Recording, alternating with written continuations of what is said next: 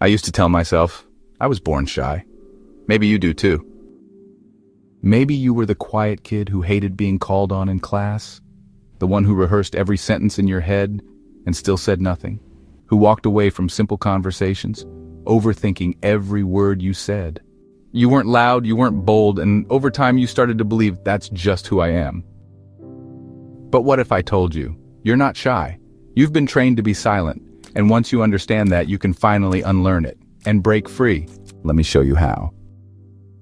You might be more sensitive to noise, to energy, to people.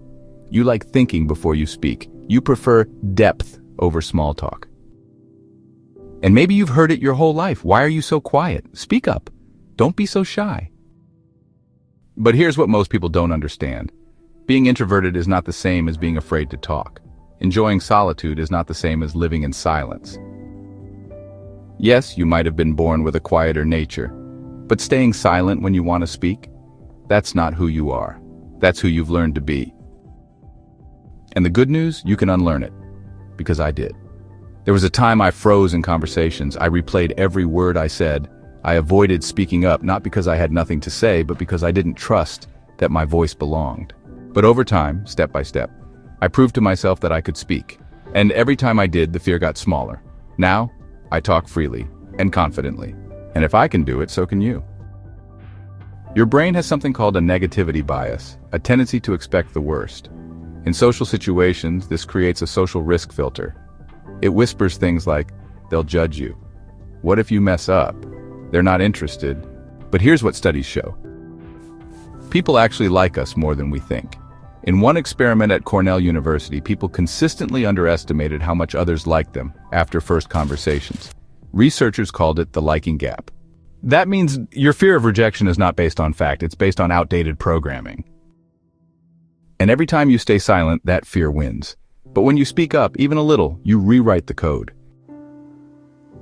You don't need to become a loud, extroverted performer overnight. You just need to train your nervous system to feel safe being seen. Psychologists call this gradual exposure therapy. Here's how it works in your everyday life. Start by saying one sentence in a group conversation, just one. Ask a stranger for directions, even if you already know the way. Make a simple comment in a meeting, even if it's small. Share one honest opinion online, even anonymously. Each act is a micro-victory. You're telling your brain, nothing bad happened. I can do this. And over time, that silence you've been trained into, it starts to crack, and your voice begins to rise through it. Confidence is not volume. It's not charisma. It's ownership of your presence. And the fastest way to build it is by shifting your self-talk.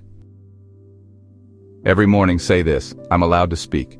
My voice is valuable even if it's not perfect. I wasn't born to hide. I'm allowed to speak. My voice is valuable even if it's not perfect. I wasn't born to hide. Neuroscience shows that self-affirming language activates regions of the brain tied to self-worth and behavioral change. You're not just saying nice things to yourself, you're literally reprogramming your identity. And when your identity changes, your behavior follows. Don't panic. Don't shame yourself. Just return to this truth.